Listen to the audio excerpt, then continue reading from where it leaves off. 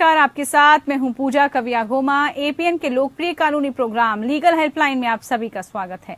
इसमें हमारे कानूनी विशेषज्ञ रोजमर्रा की जिंदगी की समस्याओं से जुड़े कानूनी मसलों पर आपकी शंकाओं का समाधान करते हैं। आप भी इस प्रोग्राम से जुड़ सकते हैं और फोन करके कानूनी राय ले सकते हैं। आज हम आपको शिक्षा के हक या राइट टू एजुकेशन से जुड़े कानून की जानकारी देंगे, साथ ही इस मसले से जुड़ी आपकी समस्याओं का समाधान भी करेंगे। 86वें संशोधन विधेयक में 6 से 14 साल के सभी बच्चों को मुफ्त और अनिवार्य शिक्षा के अधिकार को मौलिक अधिकार माना गया है।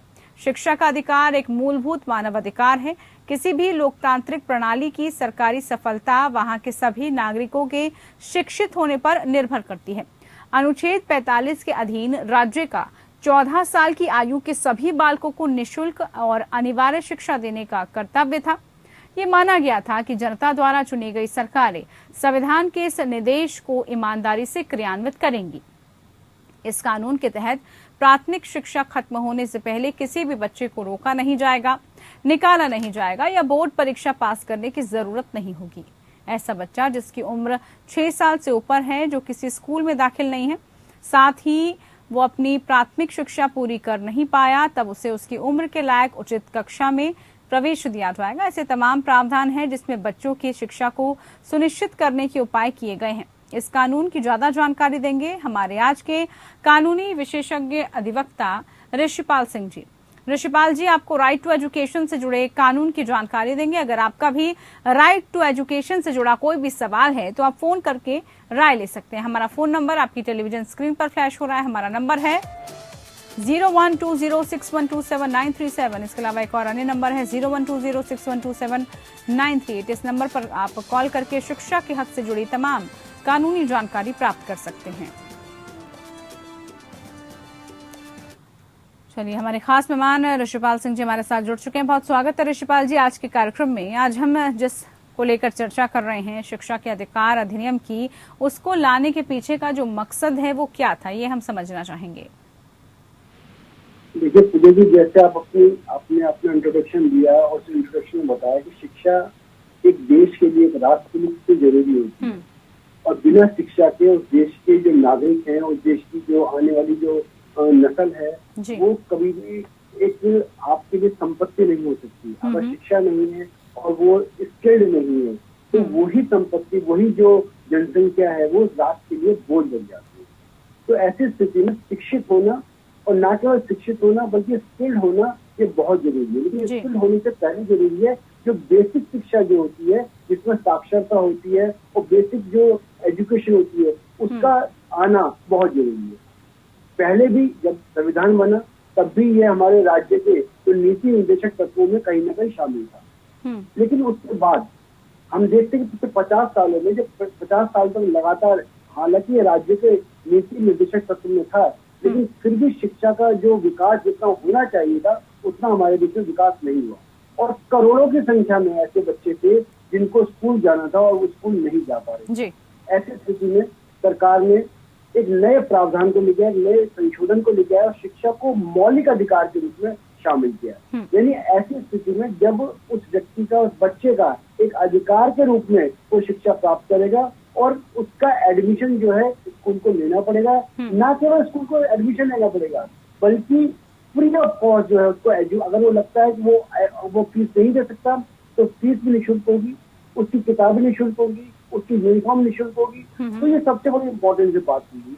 तीसरा बड़ा इम्पोर्टेंट इसमें जो काम किया गया कि अभी तक जो शिक्षा का अधिकार जो होता है, शिक्षा डिपार्टमेंट के रूप में जो काम कर रही थी, वो केवल सरकार के बीच में थी, सरकारी कर्मचारी उसको कंट्रोल कर रहे थे। पहली बार जो एसएमसी की बात, स्कूल मैनेजमेंट कमेटी जो है, उसकी बात की गई। यानी एक निकाय तौर पे, स्थानीय तौर पे जिस गांव में, जिस इलाके में वो स्कूल है, वहाँ के आसपास जो रहने वाले लोग हैं, उनकी समस्या उस एसएमसी के अंदर उनको शामिल किया गया। कंपलसरी कहा गया कि उस एसएमसी में ऐसे लोग शामिल होंगे जो आसपास के रहने वाले हैं और इस स्कूल के अभिभावक हैं। पहले भी पीटीए था। ठीक है, एक कॉलर जुड़े हुए हैं सर, आपके पास मैं लौटूंगी। एक दर्शक हमारे साथ जुड़े हैं, सुमित जी नमस्कार। पूछिए, आपका क्या सवाल है, क्या जानकारी चाहते हैं, बताइए। सुमित, आवाज मिल रही है आपको? शायद संपर्क नहीं हो पाया, फिर से आप कोशिश कीजिएगा कार्यक्रम में जुड़ने की। तो हम ऋषिपाल जी बात ये कर रहे थे कि कितना जरूरी है शिक्षा का अधिकार। अब ऐसे में 6 से 14 साल आयु वर्ग के बीच के आने वाले जो सभी बच्चे हैं उनको मुफ्त और अनिवार्य शिक्षा, ये जो नियम है, कैसे ये कानून प्रदान करता है, ये भी हम समझना चाहेंगे। जैसे मैं आपको बता रहा था अपनी बात के अंदर कि जो 6 साल से 14 साल तक के वो बच्चे होते हैं जिनको जो बेसिक एजुकेशन जो होती है वो दी जाती है, उस बेसिक एजुकेशन के बाद वो बच्चा आने वाली फील्ड को चुन सकता है, वो किसी भी क्षेत्र में जा सकता है, अपनी लाइन चॉइस कर सकता है, आर्ट में जा सकता है, साइंस में जा सकता है, कोई और काम कर सकता है। तो बेसिक शिक्षा एक ऐसा बेसिक अधिकार है कि जब तक किसी व्यक्ति के पास वो ना हो, तो जैसे मैंने आपको पहले बताया कि वो सारी जनसंख्या जो हमारे लिए जो अपने आप में एक ऊर्जावान जनसंख्या है, वो किसी भी राष्ट्र के लिए, किसी भी क्षेत्र के लिए वो बोझ बन जाती है। तो ऐसी स्थिति में सरकार को लगा कि सबसे इम्पोर्टेंट है कि वो जो ये जितनी बड़ी जनसंख्या हमारे देश में करोड़ों की संख्या करें, 19 से 20 करोड़ जो है बच्चे इस आयु के हैं, तो वो जो इस आयु के बच्चे हैं उनको बेसिक शिक्षा दिए। क्योंकि अल्टीमेटली आप हम सब ये बात कहते हैं कि जो ये बच्चे हैं, जो आज के बच्चे, ये कल के होने वाले नेता समझ लीजिए, कल का होने वाला समाज है। बिल्कुल। तो चलिए, एक दर्शक जुड़े हैं ऋषिपाल जी, फिर से बात को कंटिन्यू करेंगे। एक दर्शक से पहले सवाल ले लेते हैं। सुमित जी हमारे साथ जुड़े हैं। सुमित जी नमस्कार, पूछिए क्या सवाल है आपका। जी मैम नमस्कार। मैम ये सर तो ये सवाल है, जो न्यू एजुकेशन पॉलिसी आई है, ये इसमें जो न्यू एजुकेशन पॉलिसी और पुराने एजुकेशन पॉलिसी में काफी डिफरेंसेस है। जी, तो जो न्यू एजुकेशन पॉलिसी है इसमें और पहले वाले पॉलिसी में इसमें क्या डिफरेंस है सर, यही जानना चाहता हूँ। सबसे बड़ा जो डिफरेंस ये है सुमित जी, जो आप समझ लीजिए, इससे पहले की जो एजुकेशन पॉलिसियां थी वो कहीं ना कहीं सरकार के द्वारा संचालित होती, यानी सरकारी जो मंत्री है, सरकारी जो कर्मचारी है, वो इन नीतियों को निर्धारण करते थे, किस प्रकार से नियम बनेंगे, किस प्रकार से उनमें ढील दी जाएगी। लेकिन सबसे बड़ा जो उसमें क्या कहा गया कि सबसे पहले तो जो एजुकेशन है वो मौलिक अधिकार के रूप में है, और अगर कोई बच्चा जो है, अगर मान लीजिए वो फीस नहीं दे सकता है, वो बुक्स के पैसे नहीं दे सकता है, तो अनिवार्य रूप से, और ये जिम्मेदारी कहीं ना कहीं सरकार पर डाली गई कि अनिवार्य रूप से उस जो वर्ग है उसको शिक्षा दे। और सबसे बड़ी जो इसमें जो पावर दी गई है वो एसएमसी को दी गई है, जो स्कूल मैनेजमेंट कमेटी है। स्कूल मैनेजमेंट कमेटी जो पहले से सरकारी लोग संभालते था, वो नहीं, कि उस आसपास के क्षेत्र में रहने वाले जो लोग हैं, जिनको हर अपने क्षेत्र में रहने वाले लोगों को समस्या पता है, परेशानी पता है, जो बच्चे वहां रह रहे हैं उनकी प्रॉब्लम्स क्या क्या है, वो क्यों नहीं आ पा रहे स्कूल के अंदर, बच्चे स्कूल क्यों छोड़ दे रहे हैं, तो एसएमसी को जो पावर दी गई वो पावर पहले नहीं। उसके बाद कहीं ना कहीं अनिवार्य शिक्षा पर जोर दिया गया। ये कहा गया कि नहीं, अनिवार्य रूप से सरकार को देखना है कि अगर कोई बच्चा स्कूल छोड़ देता है या कोई स्कूल से चला जाता है, वो स्कूल नहीं आ रहा है, तो ऐसी वो एसएमसी जाके देखे, पूछे ऐसी समस्या क्या है। तो जब हम किसी बात को मौलिक रूप में कहते हैं और सरकार पे जिम्मेदारी डालते हैं, तो सरकार की जिम्मेदारी पहली जो नीति से अब इस नीति में ये होगा कि सरकार को कहीं ना कहीं ये जिम्मेदारी है कि जो करोड़ों की संख्या में जो स्टूडेंट्स हैं उनको बेसिक शिक्षा मिले। कोई भी स्टूडेंट ऐसा ना रहे जो बेसिक शिक्षा उसको ना हो। इसलिए 14 साल तक के बच्चों को बेसिक शिक्षा का प्रावधान किया है। कोई भी स्थिति हो, कोई भी कारण हो, चाहे वो फाइनेंशियल हो, चाहे कोई और रीजन हो, या किसी वजह से वो बच्चा नहीं आ पा रहा है, तो उसको देखा जाए, स्कूल मैनेजमेंट कमेटी देखे, सरकार देखे और उसको शिक्षा को वहां तक पहुंचाए, जो भी प्रावधान हो सके। सबसे बड़ा इसमें जो योगदान है वो यही है।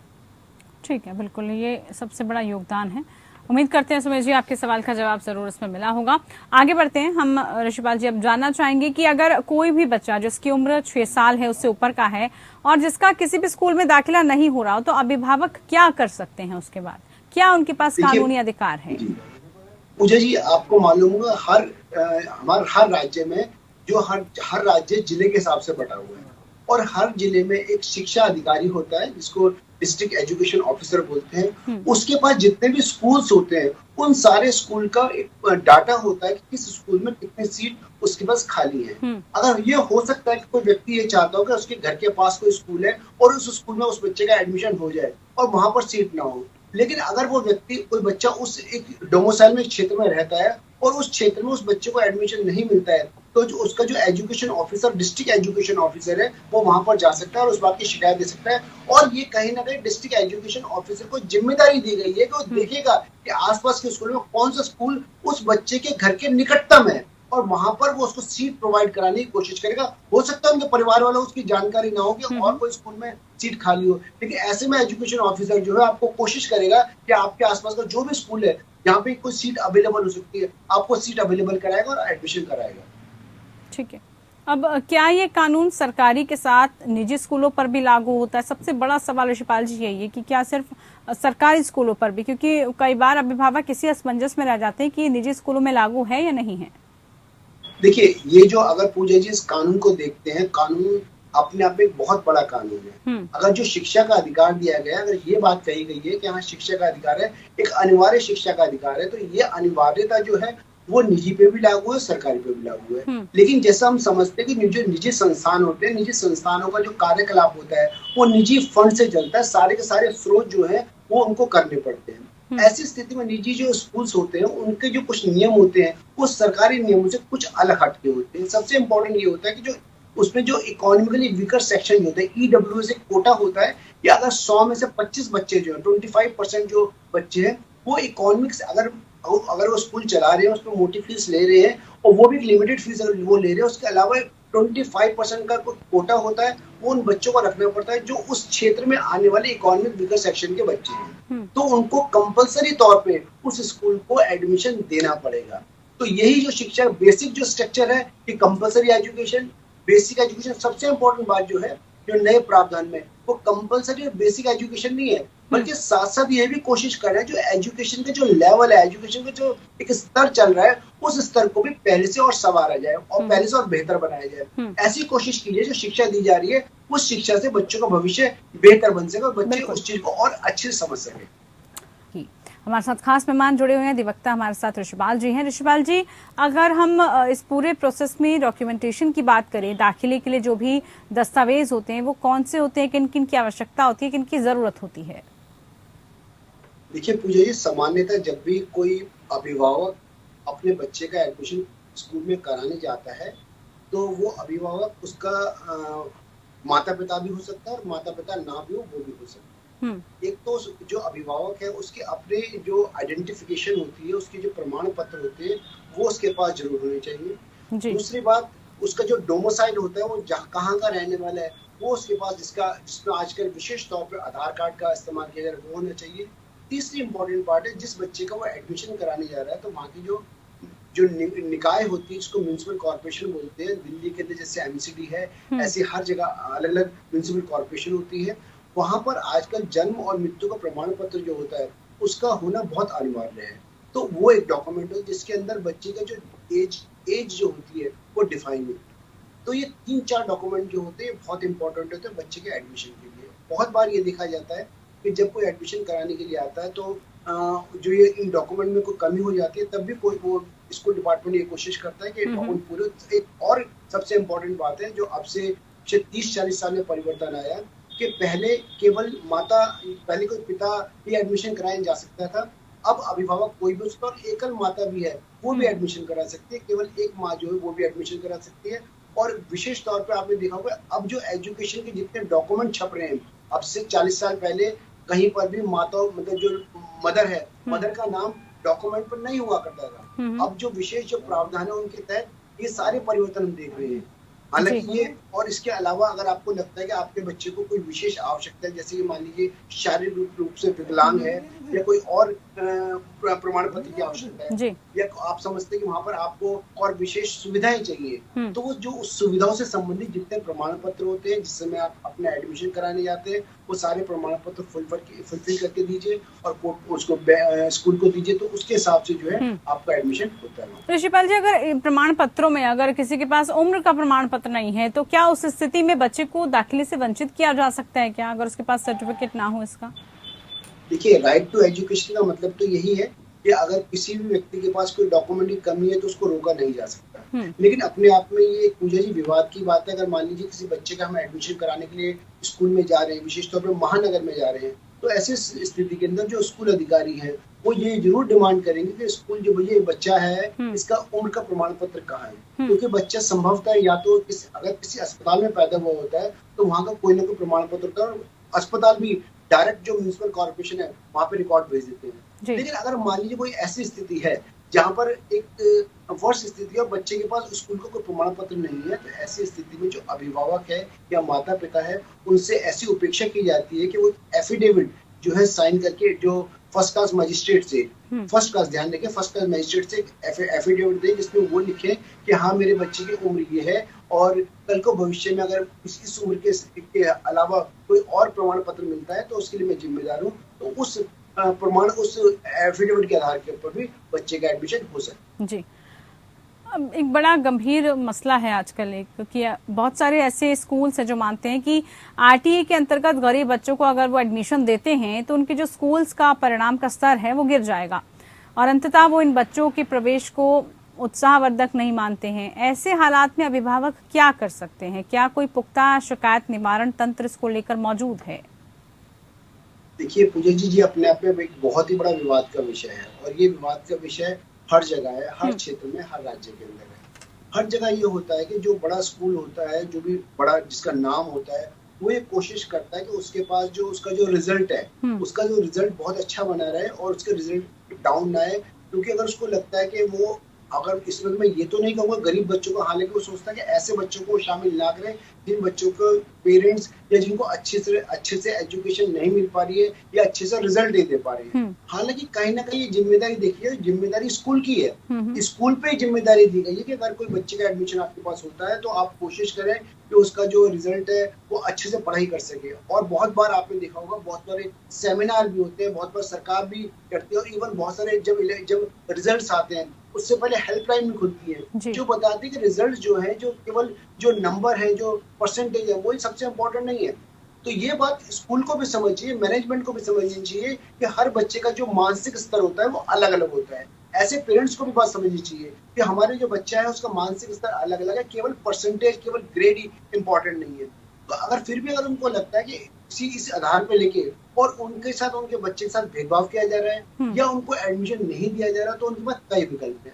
पहला विकल्प तो ये है कि वो जो डिस्ट्रिक्ट एजुकेशन ऑफिसर जो होता है, जिसके अंतर्गत उस डिस्ट्रिक्ट में आने वाले सारे स्कूल होते हैं, वहां पे वो लिखित शिकायत दे सकते हैं और लिखित शिकायत देने के बाद वहां पे स्कूल की जो अथॉरिटी है उनको बुलाया जाता है और आपके सामने कार्रवाई की जाती है। उस हिसाब से जो डिस्ट्रिक्ट एजुकेशन ऑफिसर उस पर निर्णय लेता है, पहली बात। दूसरी बात, अगर मान लीजिए आपको ये लगता है कि इसके बाद भी आपकी जो समस्या उसका समाधान नहीं हुआ, तो आपका जो अपना हाई कोर्ट है वहां पे आप रिट भी लगा सकते हैं कि आपका जो अधिकार है, क्योंकि कहीं ना कहीं आपके अधिकारों का एक उनका रोकना है, अधिकारों को खत्म करना है, तो उस अधिकार के लिए भी है। लेकिन इम्पोर्टेंट यही है कि एक अगर वैसे एक व्यक्ति बहुत गरीब है तो वो फिर एक वकील को लेके और हाई कोर्ट के अंदर रिट लगाए, लेकिन कानून में प्रावधान है वो रिट लगा सकता है। इवन हाई कोर्ट में जाकर भी जो लीगल एड काउंसिल मिल सकते हैं और वो वहाँ एक रिट लगा सकते हैं कि मेरा जो अधिकार है, मेरा जो एडमिशन का अधिकार है, मेरा जो पढ़ाई का अधिकार है, या मेरे साथ कोई भी भेदभाव किया जा रहा है, वो पेरेंट्स भी लगा सकता है और बच्चे के आधार पे भी एक रिट लग सकता है। तो ऐसी स्थिति में बहुत हद तक है कि हाई कोर्ट जो है इन मामले में बहुत सख्त कार्रवाई करता है और स्कूल के साथ जो भी नरमी से नहीं बरता जाता, कहीं भी लगता है स्कूल गलत कार्रवाई कर रहा है तो कड़ी से कड़ी कार्रवाई हमेशा आप देखने को मिलती है। अब बाल शिक्षा अधिकार नियम के अंतर्गत क्या जो निजी ट्यूशन्स हैं उनको भी किसी तरह की कोई छूट प्राप्त है? देखिए ये भी अपने आप में बहुत इम्पोर्टेंट विषय है। ये जो निजी ट्यूशन की बात है, बड़ी अपने आप में विडंबना है कि हम अपने बच्चों को 6 घंटे स्कूल में भेजते हैं और वो 6 घंटे स्कूल में नहीं पढ़ पाते और आधे घंटे 1 घंटे क्लास के अंदर हम कोशिश करते हैं कि वो आधे 1 घंटे क्लास में वो उससे ज्यादा समझ ले जो 6 घंटे में समझ नहीं पा रहा है। लेकिन कानून ये कहता है कि जो निजी जो ट्यूशन है वो कहीं ना कहीं जो कानून है उसका उल्लंघन करता है और किसी व्यक्ति जो एक टीचर है जो कि एजुकेशन दे रहा है, जिसको जो कि सैलरी कंप्लीट सैलरी ले रहा है, उसको कोई अधिकार नहीं है कि वो निजी ट्यूशन दे सके। तो इसके ऊपर हमेशा विवाद रहा है। और लेकिन अगर मान लीजिए कोई इसके अलावा कोई ट्यूटर, कोई टीचर, कोई स्कूल का कोई और जो मैनेजमेंट है वो अलग से एक्स्ट्रा जो क्लासेस देना चाहें तो वो एक्स्ट्रा क्लासेस दे सकते हैं। उस एक्स्ट्रा क्लासेस देने के लिए अगर पेरेंट्स की सहमति होती है तो उस पर कोई रोकथाम नहीं, लेकिन कानूनी रूप से निजी शिक्षा जो है, निजी ट्यूशन है, उसको रोकथाम की गई है। अब आर्थिक रूप से जो कमजोर समुदायों के लिए सभी जो प्राइवेट स्कूल हैं उनको कक्षा 1 से दाखिले के लिए 25% का आरक्षण की व्यवस्था दी गई है। इसके बारे में जरा बताइए कैसे ये हो पाता है पॉसिबल?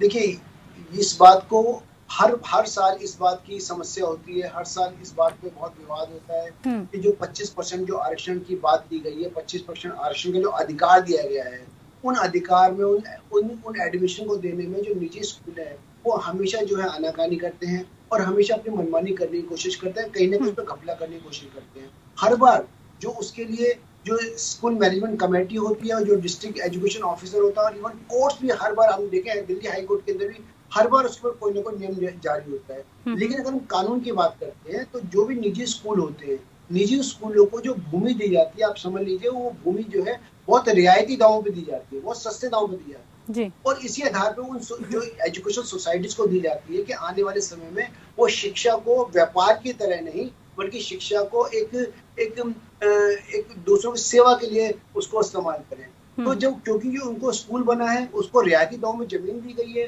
रियायत और बहुत सारी रियायत दी गई है, तो ऐसी स्थिति में उन पे एक कानून से के तहत कहा जाता है कि कम से कम 25% जो आपके पास बच्चे हैं, जो इकोनॉमिकली वीकर सेक्शन के बच्चे हैं, जो आपकी जो जुडिशियल आपके स्कूल के क्षेत्र में रहते हैं, उनको कंपलसरी वो एजुकेशन प्रदान करें और उनको एडमिशन दे।